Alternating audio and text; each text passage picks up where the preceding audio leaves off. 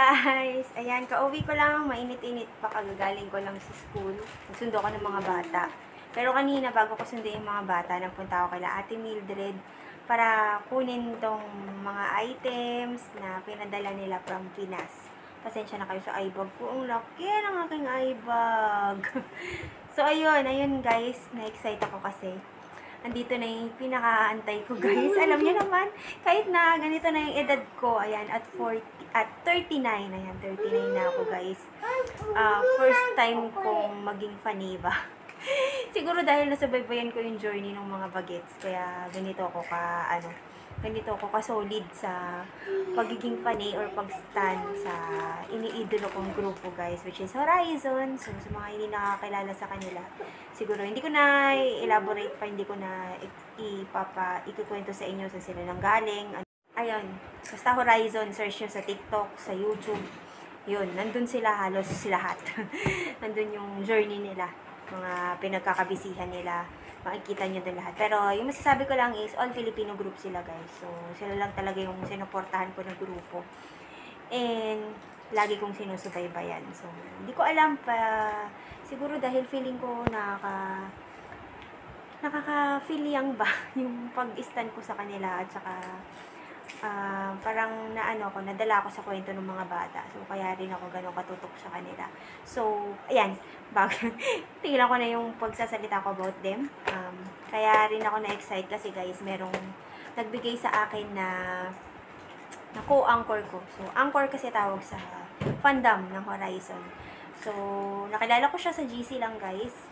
So, isa yung ini-stand namin sa grupo, pero buong grupo naman sinusuportahan namin. And hindi ko alam, bigla-bigla na lang siya nagsabi na kung gusto ko ba daw ng album, yung bibigyan niya ako, kaya lang unsealed na. Kasi yung yung album ng Horizon guys is nasa 3 version. So, bumili ata siya ng set. And yung dalawa, pinamigay niya.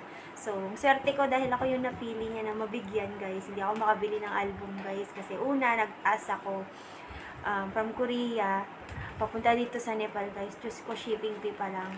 Grabe yung inabot. Aabutin ka ng 10,000, 10,000 rupees. Nepal, and 5,000 kung i-convert mo sa Pinas. So, napakalaki guys. Mas mahal pa yung shipping fee kaysa dun sa babayaran mo na album. Ang album ata is nasa 600. Ganun. So, isang album siya guys. Yan, papakita ko sa inyo. Tignan natin, i-unbox natin siya later. So, ayun, sabi ko, wag na lang kasi mahal. Tapos, kung bibili naman ako sa Pinas, magpapasuyo ako doon, pahirapan naman magpadala. Tapos, grabe din yung i-charge sa akin. So, times 4 pa yung ibabayad ko. So, wala akong ganung budget, guys.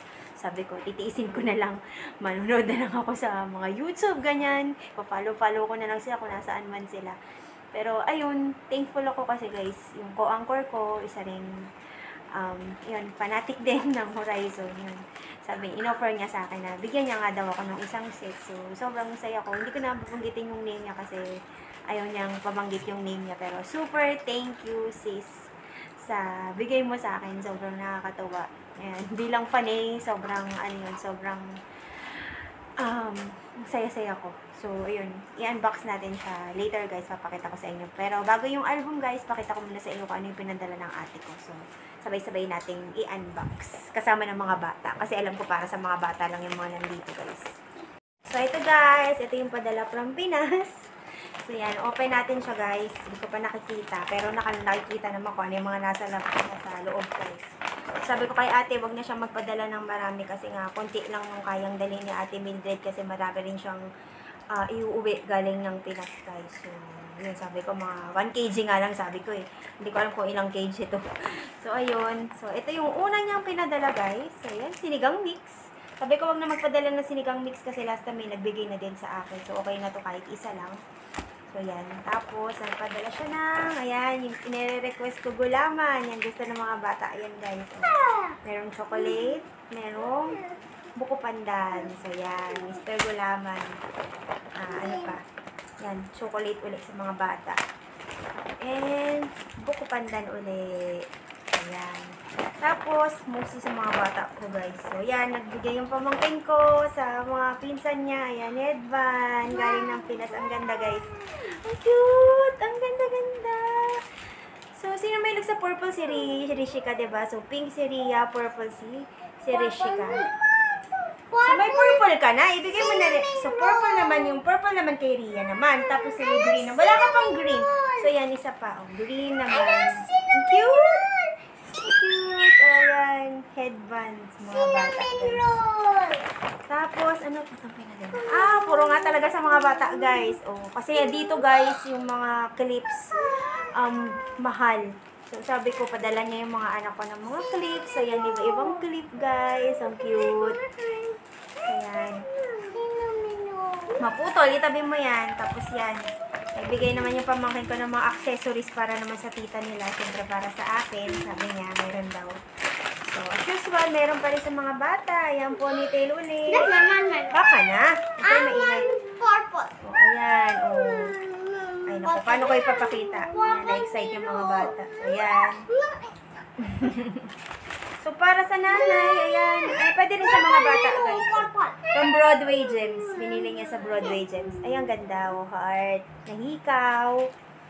Tapos, ito, syempre, para sa nanay, silver. Ayan. Yan yung mga gusto ko lang, guys. Gusto ko simpleng hikaw lang. Sabi ko nga, kahit yung gold lang. Gold na hindi naman, mga fancy lang. Ayan, padala niya ako. Pero ito, binigay niya silver. Mas okay na din silver. Tapos, ayan. Ayan, meron din. Heart sa mga bata to, guys. Ayan. Ayan, para sa nanay, syempre. Hindi ko alam kung makapagsuot ako ng ganito. Kaya ko ba magsuot ng mga ganito? Ayan, oh. Tingnan nyo. Tingnan nyo yung mga hikaw, guys. Pwede siguro sa sari to. Tapos yan, pearl. Ayan, request ko. Ayan. Kasi dito, baby hira lang yung nakikita ko. Tapos napaka-plain lang. And mahal nila binibenta. So, yan. So, yan lang. Yan lang yung pinadala niya sa akin. Tapos, ano to? Dito to. Oh, vitamins sa mga bata, guys. Yung chewable ascorbic.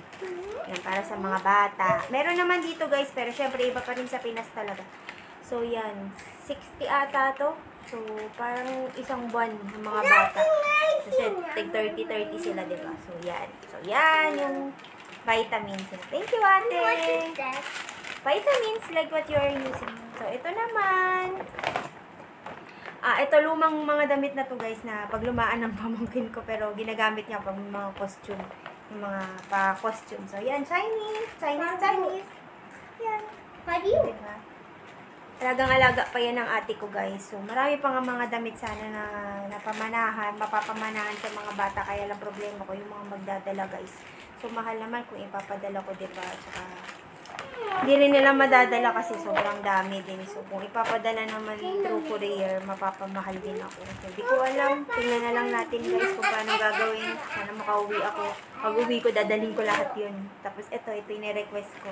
Para magamit ng mga bata. Ayan, yung parang pangkarinyosa. Ayan. So, pamangkin ko yan, guys. Sayang, natapos na yung ni Ria. So, sayang, hindi ko napasuot sa kanya to. So, yan ang cute, oh.